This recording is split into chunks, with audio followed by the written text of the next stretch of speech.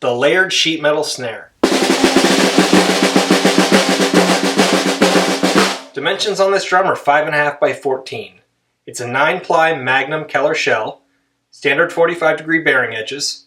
Snare beds are 16-inch deep, 4 inches wide. For hardware, it has 3-inch champagne lugs, DW mag throw, Pure Sound Custom Pro 20-strand snares in steel, hoops, tension rods, and washers from Drum Factory Direct, and Evans drum heads. Coated heavyweight on the top, glass 500 on the bottom. The shell is wrapped with aluminum flashing, which is adhered with Killer Red tape. I then cut smaller patches and backed those with Killer Red tape, in effect turning them into stickers. Those were then overlaid onto the base in a visually appealing pattern. For the look of rivets, I used nails, and there's 82 in total. I cut the shanks off, drilled all the holes, filled them with epoxy, and set the nails in place with light taps from a hammer. None of the nails penetrate the interior of the shell. In fact, they only go through half of the thickness of the shell. But how does it sound?